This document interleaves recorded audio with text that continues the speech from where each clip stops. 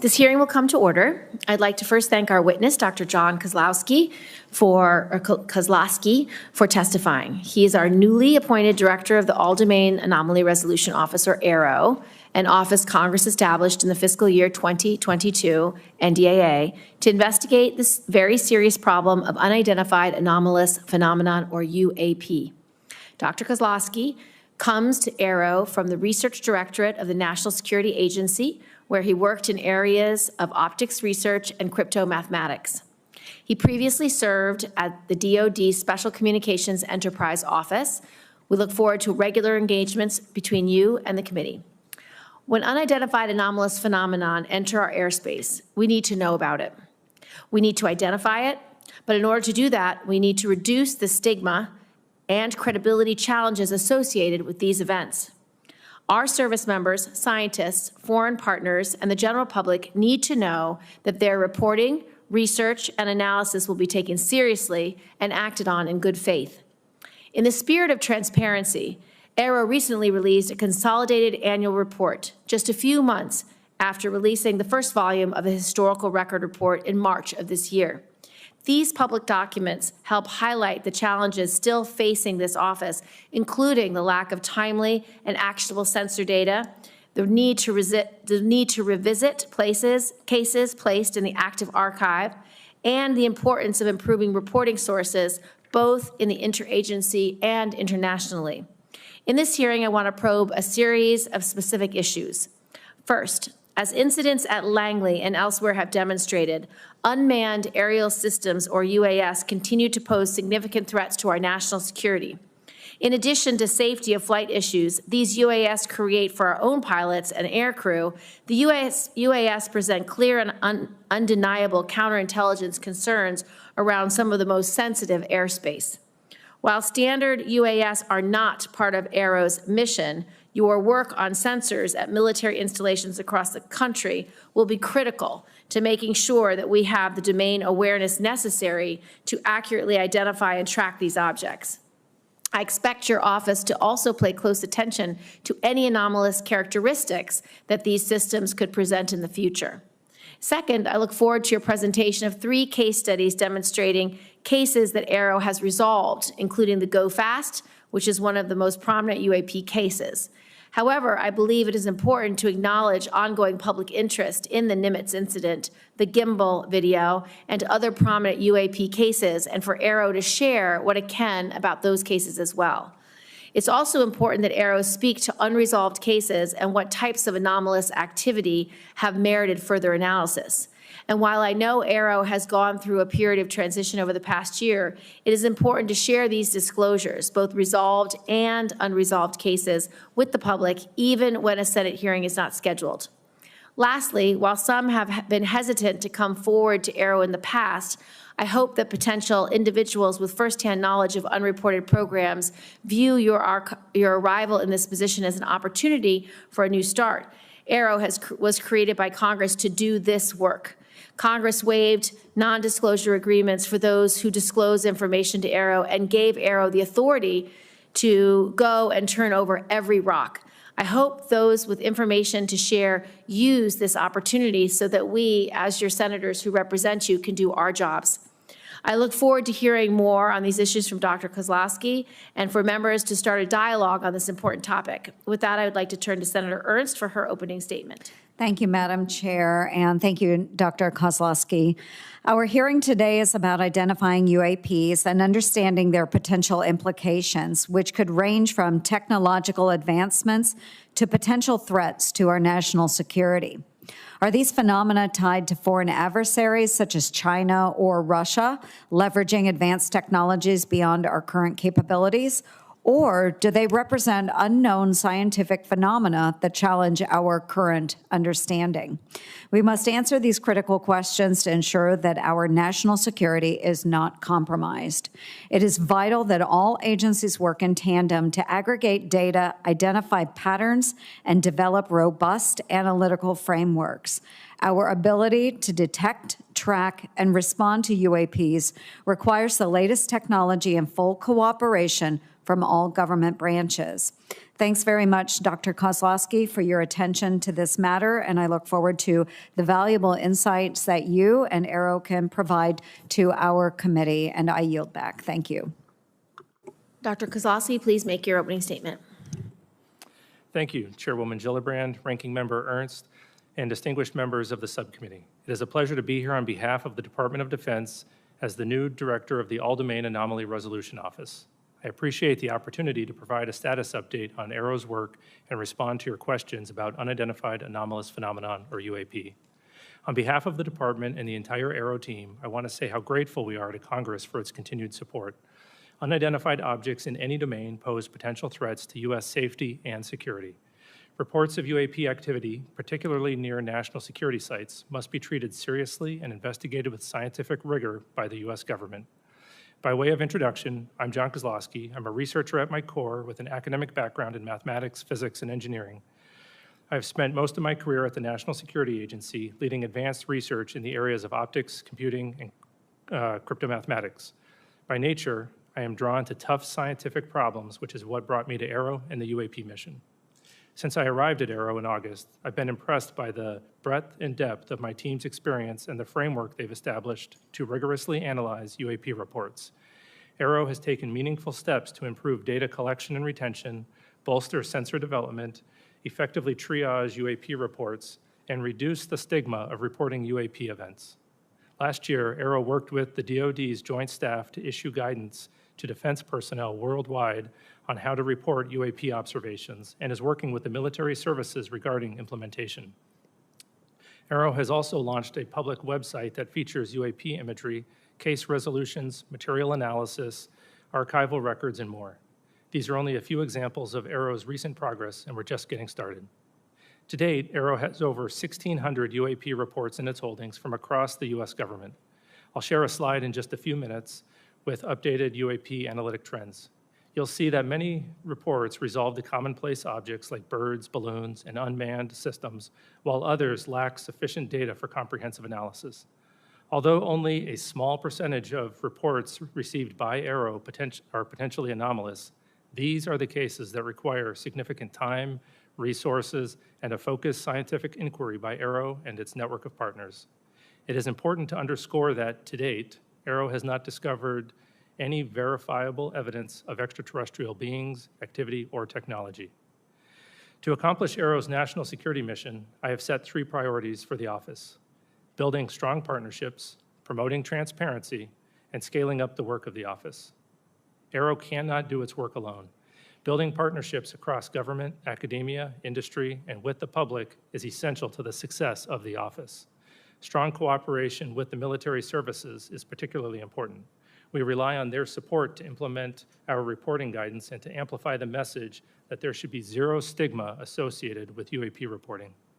We also rely on partnerships with the national labs, the Office of the Director of National Intelligence, FBI, Department of Homeland Security, NASA, all of which play a role in the whole of government effort to address UAP. Recognizing the talent and expertise that reside outside of the government, AARO will continue to explore new ways to partner with the academic and scientific communities to investigate its most complex UAP cases. A related priority for AARO is transparency. Our ability to collaborate with key partners, including the scientific community and the public, relies on information sharing, to include downgrading and declassifying UAP-related information. In some cases, it may be unclear to the public why the DoD classified a piece of information in the first place. Why are photos of seemingly benign objects such as balloons classified? It's often the case that an object or phenomenon isn't itself a security concern, but the location, source, or method used to capture it is still sensitive. Many cases are difficult to quickly release to the public, but are reported to the appropriate committees in Congress that are authorized by law or House and Senate leadership to receive the information. It is important to note that AARO does not unilaterally declassify information.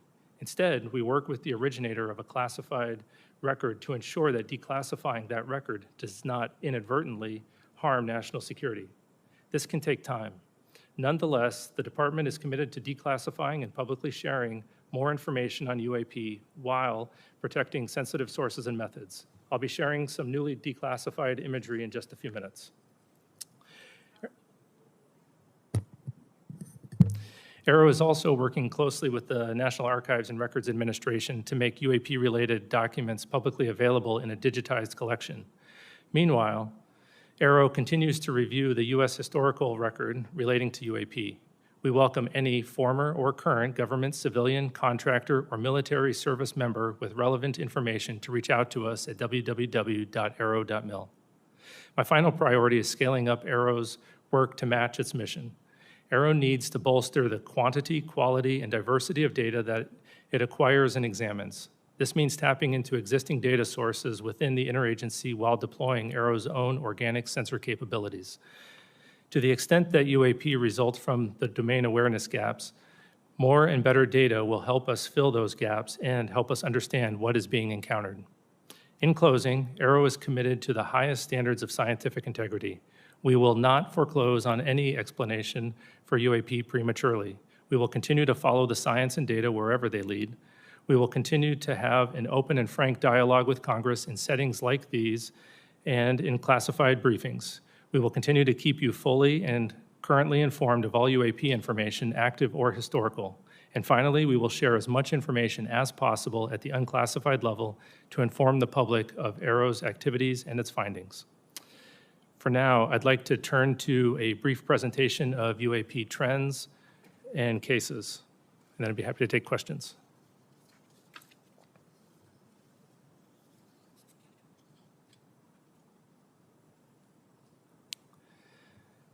Okay, this chart represents the UAP reporting since 1996, and as has previously been discussed by AARO, that sensor placement seems to have caused a bias in our data, both geographic and at altitude. And we're working to resolve that bias in 2025 or reduce that bias through broader engagements with the DoD as well as the IC and the rest of the government, also by incorporating broader sensors into our data and through a public reporting mechanism that we hope to have live in mid-2025. On the left side, it shows the altitudes, and we'll see it's a bit cut off. We'll see that most of the reporting occurs between 15,000 and 25,000 feet. That happens to be where most of our sensors are.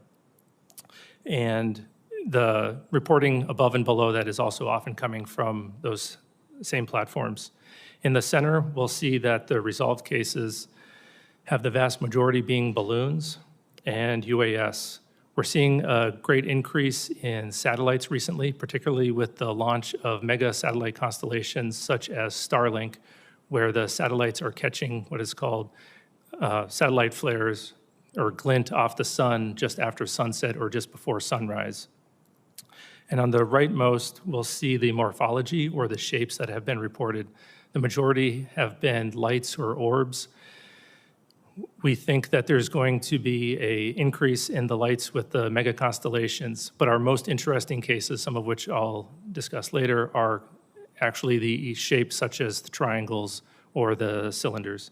And at the bottom, we'll see the geographic bias that I mentioned before, where most of the reports historically had been near the government sites.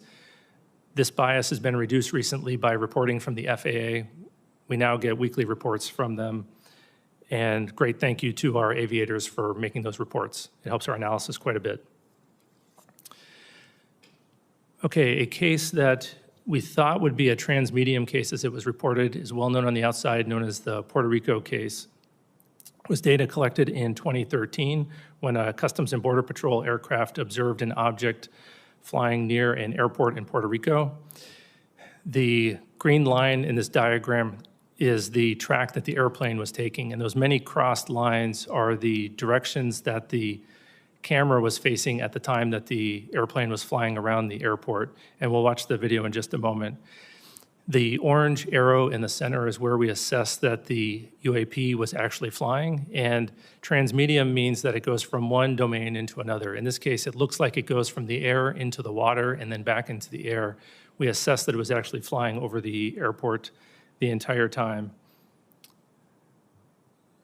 And this video was taken with infrared, and what appears to be the transmedium part where it goes into the water is actually where the temperature of the water is equal to the temperature of the object, and the camera can no longer distinguish between the two. It's not that the object actually goes into the water. And so we assessed that the object, likely a pair of balloons or sky lanterns, was floating at about 7 knots over the airport and descending to about 200 meters. And this video will be released, and our report will be released later this year. The Go Fast was captured the public attention and congressional attention when it was made public in 2017. Looks like an object flying very fast over the water, very close to the water. Through a very careful geospatial intelligence analysis using trigonometry, we assess with high confidence that the object is not actually close to the water, but is rather closer to 13,000 feet. Diagram here shows as the platform is flying and capturing the object, if it is closer to the platform at a higher altitude, a trick of the eye called parallax makes it look like the object is moving much faster. And so we've written a detailed paper on parallax, released that on our website so that the public can literally check our math on this analysis. An interesting case, which I don't believe the public is familiar with, is captured in 2018 from a UAV flying in the Mediterranean, watching Mount Etna as it was erupting. And it appears that that object is flying through the plume of superheated gas and ash. This was a rather difficult case to resolve. We had to pull in support from a number of IC and S&T partners and even reach out to a volcanologist. And through very detailed 3D modeling and pixel-by-pixel analysis of the object as it's traversing across the clouds, they assessed that the object was actually 170 meters away from the plume and not flying through it. And to be clear, AARO does not believe every object is a bird, a balloon, or a UAV. We do have some very anomalous objects. It's just the nature of resolution. We can only resolve things that we understand. So we're now working on additional products where we can inform the public, Congress, and others of the objects as we're studying them, rather than once we've resolved them. With that, I'll take your questions. Thank you, Dr. Kosloski. I appreciate your testimony. It's been widely reported that individuals claiming firsthand knowledge of unreported UAP programs have been reluctant to engage with AARO. What message do you have for those individuals, and how will you work to gain their trust? I would let them know that Congress has gone out of its way to create the organization AARO specifically to conduct these sorts of investigations, and has uniquely empowered them to have access to all UAP-related information, whether that's historic or current. Mm-hmm. And we take that responsibility and those authorities very seriously. And so we have been reaching out to a broader community, encouraging folks who had talked to AARO personnel in the past and maybe felt uncomfortable to come back to us. We've met with several of their interlocutors and a couple of firsthand witnesses, and we are making great progress, and those firsthand witnesses that we have talked to do feel comfortable coming back to us. Mm-hmm. And so we hope that more folks that do have information would go to www.aaro.mil, fill out the form, send it to us so we can bring them in for interviews and add their information to our investigations. Thank you. I recently just read your report from March, your historic report, and I would encourage anyone who's interested in this topic to read the report, because when I was asked by a reporter about it, they said, well, it doesn't show any evidence of secret programs that have aliens. That's not how I read the report. What I read the report is the U.S. government took sightings extremely seriously over the last 75 years, put some of the greatest minds ever to analyze these cases because they assess them as some deeply unknown phenomena that may or may not cause threats, that may or may not be related to adversaries, but are certainly something that the U.S. government needed to know about. And what I read from this report is that we resolved numbers of cases, but in almost every instance, whether it was in the 40s, the 50s, the 60s, the 70s, the 80s, the 90s, the noughts, half the cases were unresolved. So I don't think this is an example of the government not taking these cases seriously. I think this is an example of our government spending 75 years taking these cases very seriously. And interestingly, for the group that put together this report, they didn't have access to any firsthand reporting. And so from my perspective, for whistleblowers and people who want to come in, please come in, because the purpose of AARO is so that the senators can do our job to provide oversight, accountability, and transparency. We find it very concerning that our pilots, that our Navy officers, that people who have sightings of UAPs are denigrated, are somehow dismissed or disregarded. They need to be protected. This is a huge issue for national security because, number one, we don't have domain awareness, which is very problematic. Number two, we don't have domain superiority if we don't understand how different UAPs are flying, what technology they're using, what their mission is, what their purpose is. And at the base level, we have so many UAPs around our bases, around our military sites, around our nuclear sites, that it's deeply disturbing that adversaries at a minimum could be using these opportunities to spy, to glean intelligence that will harm our long-term national security. So I'm grateful that you're taking the whistleblowers very seriously. I'm grateful that AARO is trying its best to integrate the private sector, the public, into their work. Interestingly, in this hearing, we heard that the FAA is now working hand in glove, which is very helpful. We want this public-facing accessibility to be put in place by 2025 so that people can upload their videos, their data, their reports. I've met with people who have followed this issue for decades, and they have thousands of examples, thousands of pieces of data that ultimately I want uploaded into AARO so you can cross-reference historic information with current information, because this group at AARO are the best scientists that we can find anywhere, and they will do the work that's needed to be done. So I just want to thank you for that. And then with my last 42 seconds, can you tell us about any of the cases that merit further analysis by your IC and science and technology partners? What is it that makes these cases anomalous? And a large number of reports are placed in the active archive because AARO does not have enough information. What might prompt you to reopen a case like that, and do you have any examples? Sure, I'll start with the active archive case. So that is just the place where we put cases where we don't have enough scientific information to resolve them at that time, but we're always looking for opportunities to correlate them to new cases that come in, as the new cases come in, as well as enrich those cases with additional data. We do have one example that I'm aware of where we were able to correlate a number of observations of interesting lights in the sky, and eventually we concluded that it was multiple people observing Starlink flares, just as an example. 3 cases that merit analysis that we're working on right now. One we might be in the process of resolving, but nonetheless is still interesting. The first one was brought to us by a law enforcement officer out west, where he observed a large orange orb floating several hundred feet above the ground a couple miles away. He went to investigate what was going on with that orb. And as he was pulling up to the location where he thought would be below the orb, about 40 to 60 meters away from some object that was, the area was well lit, he saw a blacker than black object. He said it was about the size of a Prius, 4 to 6 feet wide. And as he got 40 to 60 meters away from the object, it tilted up about 45 degrees, and then it shot up vertically. He says 10 to 100 times faster than any drone he's ever seen before. And it did that without making a sound, as far as he could tell from inside of his vehicle. And just as it left his field of view through his windshield, then it emitted very bright red and blue lights that illuminated the inside of his vehicle as brightly as if someone had set off fireworks just outside of his vehicle, or street flares. So that's anomalous because of the size of the vehicle with the great acceleration, and when he came back to investigate that area, he found no disturbance of the ground beneath it. So that's one interesting one. Another one comes to us from Southeast US. There was a U.S. facility where 2 cars of government contractors were leaving the facility around 9 o'clock in the morning. They looked up in the sky and saw a large metallic cylinder about the size of a commercial airplane, and it was stationary.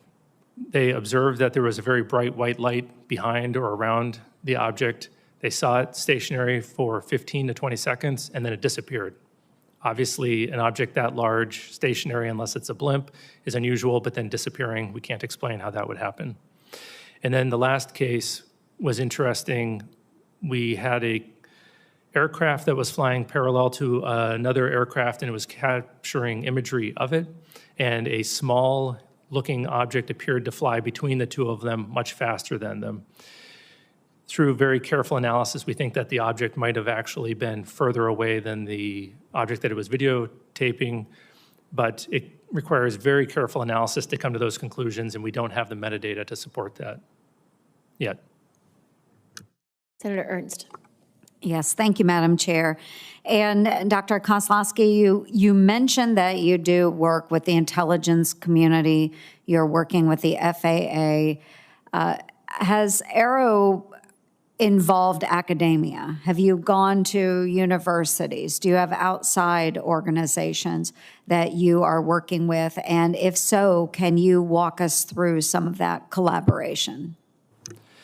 Sure. Right now, most of our collaborations that are veering towards academia are with university-affiliated research centers associated with universities or with FFRDCs. Our partnership with universities, I would say, is lacking right now. We have some one-off associations with university professors. However, that's our fault, and it's largely because of the need to declassify data. We need to give the professors something to work on before we can really engage them. So we're working significantly on a declassification effort. We've hired a number of declassification experts, and we're going to be trying to get cases like the ones that I just discussed here declassified so that we can engage with the universities on a regular basis and provide them the data. Talking to a scientist without data is going to be rather disappointing. So hopefully in 2025, we'll be increasing those efforts. Right. Well, I appreciate that. I think there's a huge pool of talent out there that you should tap into. Given the public's growing concern and interest in UAPs, how do you balance the need for the transparency that our public is demanding with the potential risks of revealing classified defense information?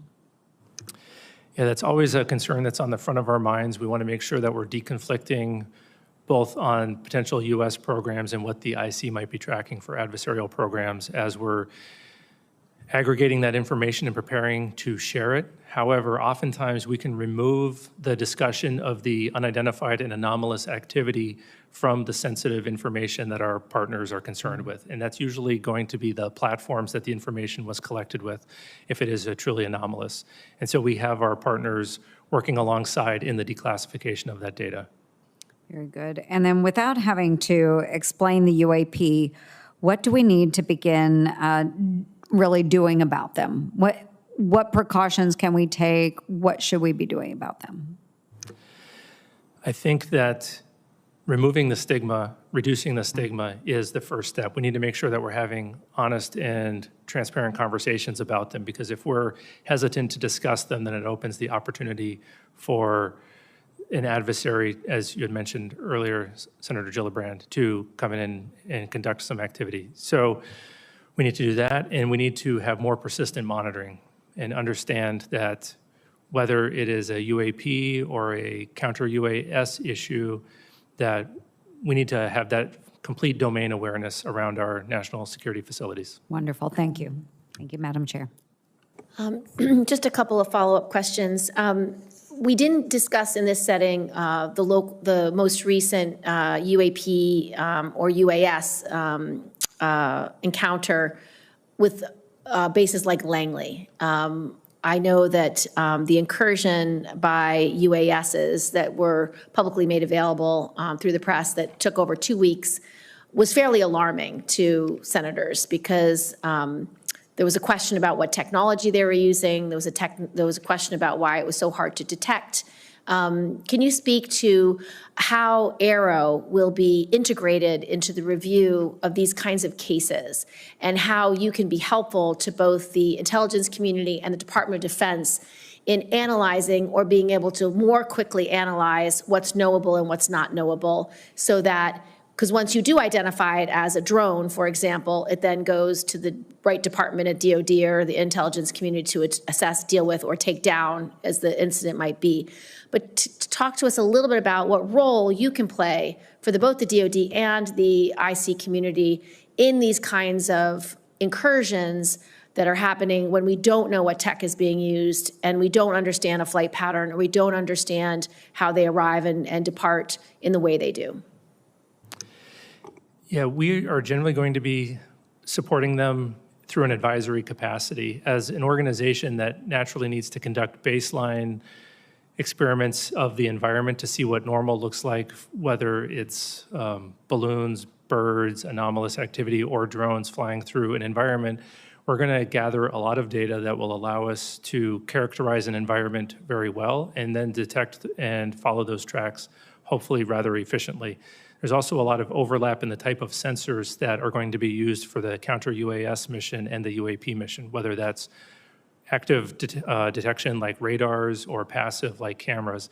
And so as AARO is trying to push the bounds on detectability for UAP, we're hopefully going to have best practices that we can also provide to the counter-UAS, and potentially we might have additional technologies that we can offer them to support. I'd like to just address a little bit of reporting and feedback. As you know, AARO is required to develop a mechanism for the public to report UAP information. Now that that mechanism for current and former military, civilian, and contractor personnel has been established, can you speak to AARO's plans for a public reporting mechanism, and how did AARO arrive at this approach, and were other options considered?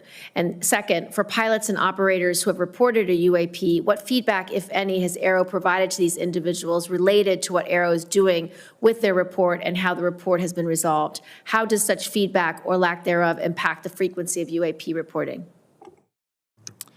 Yeah, the public reporting mechanism that we've decided to go with is going to look similar to the reporting mechanism that we currently have for historical events, where we're going to ask folks to go to our website, download a PDF form, put in the narrative for their account, and then email that to us with accompanying media. Usually it'll probably be imagery. We went with that option because we thought, one, we could do it rather quickly, we could do it efficiently, make it very cost-effective for the taxpayer, but also we think we can gather all the data that we're going to need to conduct our analysis, and then we're going to have that feed into an automated processing system that will cross-correlate that against all the other public reported cases as well as the U.S. government cases. We did consider a number of other reporting mechanisms as to include automated online forms as well as cell phone apps, and we ultimately decided that this would be the safest, cheapest, and easiest to maintain in the future while protecting the private information of the individuals who are reporting. Regarding the feedback from the resolved reports, right now we don't have a good feedback mechanism. It's fairly informal. We're working on building a case management system that AARO will use at all classification levels, and hopefully in that we'll be able to provide feedback as the case is going through the resolution process. We have multiple phases.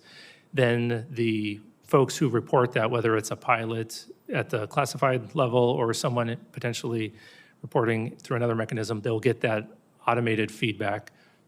And then it is not determined at this point yet how much information we'll be able to include in that feedback where it is in the process. It'll depend on the classification of the resolution of the case.